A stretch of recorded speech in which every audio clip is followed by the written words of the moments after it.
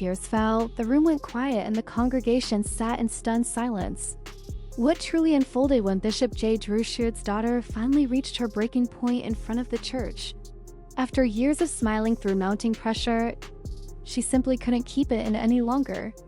And what she revealed left the entire room in absolute disbelief. This is the emotional truth they never intended for the public to know.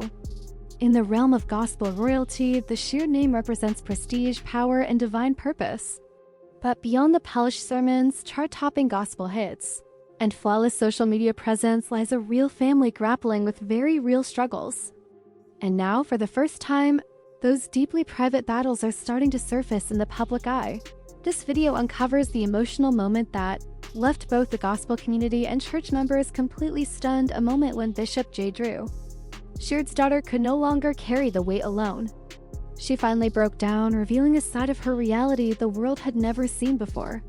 But what triggered this emotional collapse? Was it the pressure of family expectations, the demands of ministry, personal heartbreak, or perhaps all of the above?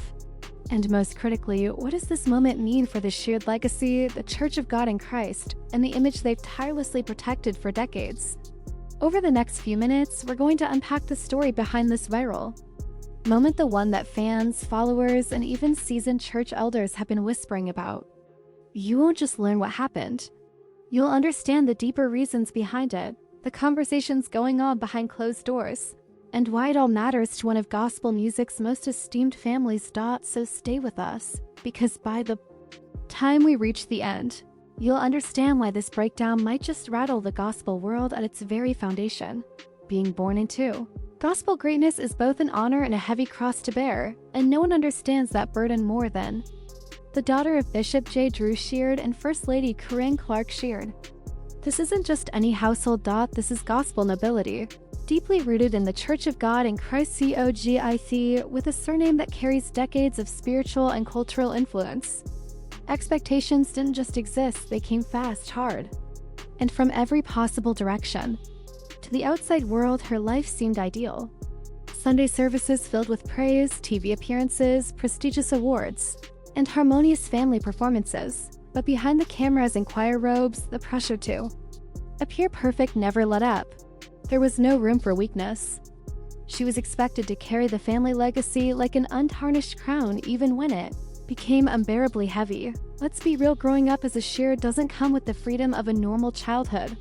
While most teens get to discover themselves quietly and in private, she was figuring out her identity in the spotlight under the scrutiny of thousands. She had to speak, act, and carry herself like a model of the first family at all times. Every outfit was analyzed. Every post on social media was critiqued. Every friendship, every relationship judged with both public and spiritual eyes. And there was always one unspoken law: never embarrass the family, never embarrass the church, never show vulnerability. But what happens when that weight silently builds over the years? When the only safe place to cry is alone behind a locked door? When even your truth has to be filtered through the lens of public expectation? The image we see versus the life within. As Bishop Sheard climbed the ranks within COGIC and ultimately became the presiding bishop, the spotlight on his family grew brighter than ever. His daughter was no longer just a Sheard, she was seen as a direct reflection of both her household and the larger leadership of the church. The expectations were sky high. A gospel singer, a role model, the flawless church girl who could do no wrong. But the truth was far different. She struggled deeply with her self-worth, with always being compared to others, and with the heavy, emotional weight of living a life where even the smallest action could make headlines. And if that sounds overly dramatic, think again. In private interviews, she's admitted there were moments when it felt like the image was choking her. She said, "There were times I didn't even know who I really was, only who I was supposed to be." But here's the side the public rarely gets to witness. While her father was at the helm of one of the world's largest Pentecostal organizations, his daughter was quietly falling apart, wrestling with anxiety, perfectionism, and the silent pain of existing in a spiritual fishbowl. This was where the breakdown began. And in the next part, we're going to take you directly to the moment everything spilled out into the open through tears, in front of a room full of people who never imagined they'd see her in that light. Because while the world admired the Sheard's as a symbol of strength and faith. Their daughter was finally done hiding the cracks in the crown. The night was meant to be a celebration and unforgettable worship event in Detroit. It was hosted by some of the most respected names in gospel, attended by seasoned church elders, and streamed live to thousands of viewers across the globe. The sanctuary pulsed with anticipation, charged with that unique electric spirit only a Sheard-led gathering could generate. The choir lifted their voices in perfect harmony. The band played with precision, the presence of the Holy Spirit was unmistakable, and then the unexpected happened. Bishop J. Drew Sheard gave a soul-stirring sermon on surrendering one's burdens. Midway through, he paused, glanced toward the front row, and gave a subtle nod to his daughter, inviting her to come forward and share a few personal reflections. What unfolded next was completely unscripted, unrehearsed, and absolutely unlike anything the church had seen before. She walked slowly to the microphone, her hands visibly trembling, voice quivering, eyes welling with tears. After a few long seconds of silence, she managed just six words that changed everything. "I can't pretend anymore. I'm tired." A collective gasp filled the sanctuary. Even Bishop Sheard seemed stunned, frozen in place. Karen Clark Sheard immediately rose, instinctively stepping toward her daughter. But the emotional dam had already burst. "They only love me when I'm perfect," she cried, her voice cracking. And then she began to share not just the exhaustion, but the years of bottled-up pain. Years of being spiritually suppressed, of being expected to present perfection in the face of private turmoil. Her sobs came in waves, broken up by long pauses, and for the first time, the world saw what she'd been carrying all along. She opened up about how she'd been quietly wrestling with anxiety, the fear of letting her parents down, and a constant internal battle with identity fueled by the need to meet impossible expectations. She shared, "They tell me I'm blessed, but I don't feel free. I smile on stage, I praise, I sing. But when I go home, I feel hollow. No one ever asks how I'm really doing. They just want me to be the Sheard daughter, not a person." Some members of the church began weeping. Others simply lowered their heads in stillness. Because in that moment, it wasn't a show.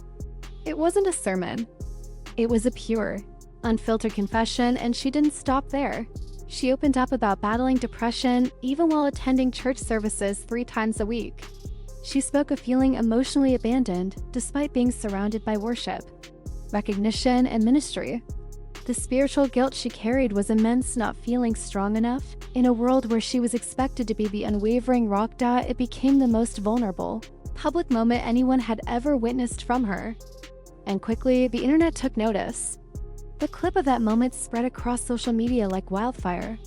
Within mere hours, cell phone footage of her raw breakdown was all over TikTok, Instagram, and YouTube. Video titles ranged from Sheard daughter's raw confession to COGIC royalty breaks down in church. People were stunned by what they saw. The online response was immediate. Comments poured in, "This is what church trauma really looks like. I felt every word." And that wasn't a breakdown, that was a breakthrough. But not all. Feedback was supportive. Some of the more conservative voices within the church quietly criticized her for the public display. They whispered that she had gone out of order, that her confession should have happened behind closed doors. Others suggested her moment of transparency could cast a shadow on her father's leadership or tarnish the denomination's image. And that's where the real debate began. Was this moment a sign of emotional fragility or an act of holy courage? Some applauded her honesty, while others called it a distraction from the Spirit's work. But either way, the dialogue had changed, and it wasn't going away anytime soon, because at that moment, the mask came off. And people finally saw the human being behind the well-known title. In the hours after that deeply emotional moment took place on stage, the sanctuary began to slowly empty out. People whispered in the aisles, eyes fixed to their screens. The footage of Bishop J. Drew Sheard's daughter emotionally unraveling was already circulating online, and the comments, both loving and divisive, were climbing by the minute.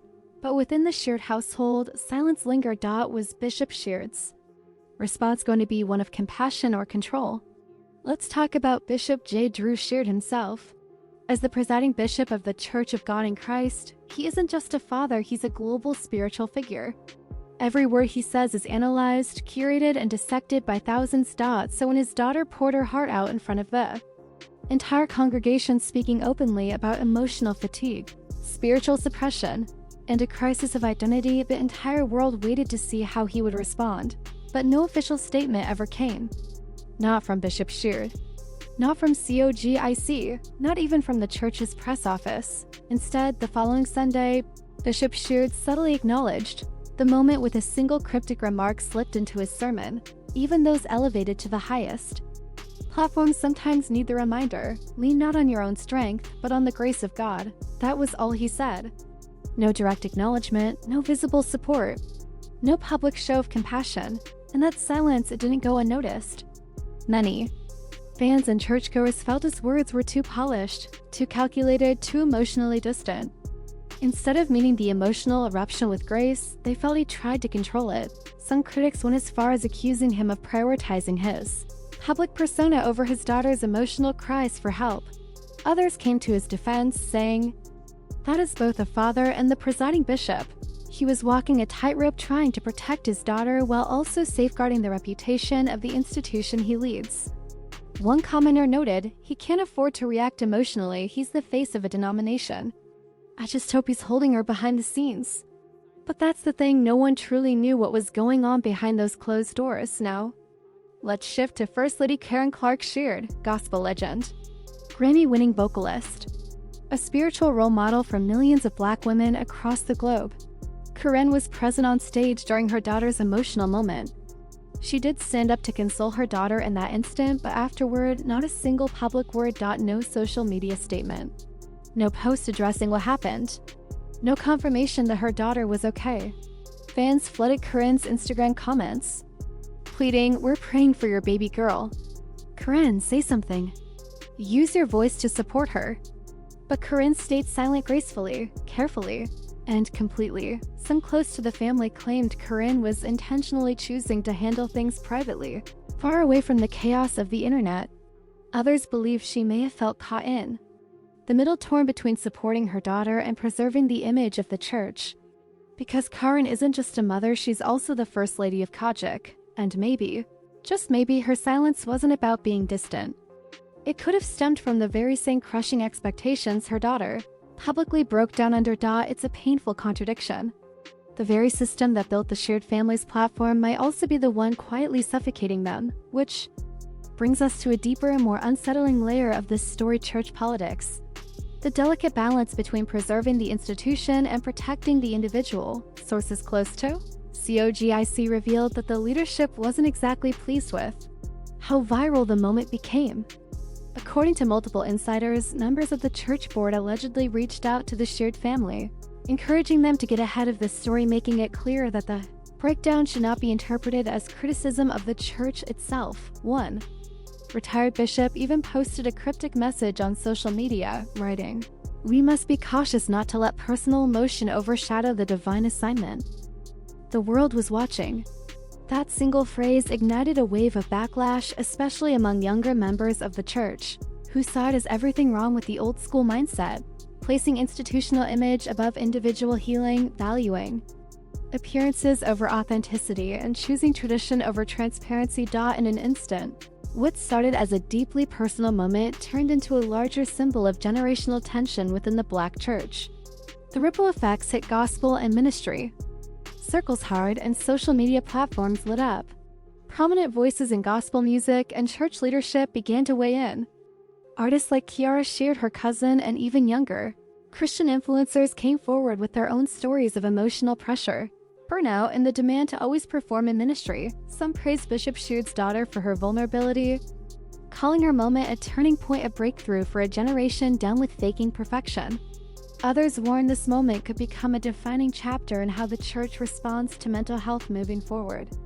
The pressure to appear flawless in public while suffering silently in private has reached its breaking point, especially for young people serving in ministry. And this breakdown made that reality louder than ever before. Now that the dust has begun to settle and the trending hashtags are fading, one truth remains clear and immovable. This wasn't just a breakdown. It was a wake-up call, not just for the Sheard family, not just for Kajik, but for the broader culture of the Black church itself. A culture that, for generations, has championed strength, polished presentation, and quiet suffering, even if it comes at the cost of emotional and mental well-being. Beyond the total well-being, the moment Bishop J. Drew Sheard's daughter stood on that stage and declared, "I can't pretend anymore. I'm tired," something changed not only in that room, but in the hearts of people watching across the globe. Because whether you're a preacher's kid, a worship leader, or simply someone sitting in a pew silently trying to survive, her pain reflected yours. This is the church's mental health reckoning. For far too long, emotional struggles were dismissed, talked about only in whispers. A breakdown? You just don't have enough faith. Depression? Prayed away. Anxiety? Fast more. Exhaustion? Must be a spiritual attack. But this raw, public moment shifted the tone. Mental health professionals who also walk in faith began speaking out, applauding her honesty and urging the church to grow and evolve. Across the country, pastors started creating space for tough conversations about ministry burnout, therapy, and emotional care. And most importantly, young people, especially young Black women in church, are now standing up and saying, "We've had enough. No more pretending, no more smiling while silently suffering." If the church wants to stay connected to this generation, it must begin embracing what's real. A daughter's raw courage standing in contrast to her father's composed legacy. Now, many fans are reflecting on the emotional divide between the bishop's reserved silence and his daughter's bold honesty. Could he have responded another way? Should he have stood by her side publicly? Was it fear of public scandal or a genuine misunderstanding of what she truly needed in that moment? We may never know exactly what went on behind closed doors. But what we do know is this: one woman's truth sent shockwaves through a system that had never been publicly challenged like this before. And while Bishop J. Drew Sheard built his legacy on tradition, leadership, and unwavering faith, his daughter may be carving out a legacy of her own, founded on honesty, vulnerability, and the pursuit of real healing. So what happens from here? Now things are starting to get real. According to insiders, the Sheard family has gone into protection mode, pulling back from the public eye, canceling some appearances, and shifting focus inward toward family and healing. But other sources close to the situation hint that something bigger might be on the horizon, possibly a full-length interview or a public sit-down conversation focused on faith, family, trauma, and everything this moment has stirred up. There are also whispers that she might be working on a book, a podcast, or even a docu-series centered on church trauma and the hidden emotional struggles of gospel children. And if that does come to pass, it could change the conversation forever, because what we're seeing isn't the downfall of a legacy. It's the transformation of it. Now let's step back and see the bigger picture. This is about far more than just viral clips or church drama. This is a mirror reflecting a deeper issue. What happens when maintaining the image becomes more important than caring for the individual? The church is meant to be a refuge, a place of healing, authenticity, and hope, not a stage for pressure, polished performances, or perfectionism. And if this situation teaches us anything, it's that real healing can only begin where the pretending stops. So whether you've followed the Sheard family for years, you're part of the COGIC community, or you're hearing about all this for the first time, remember this: the most powerful kind of ministry doesn't come from perfection. It comes from pain that's been survived and truth that can't be faked. And this young woman? She's ministering in a way that can't be staged.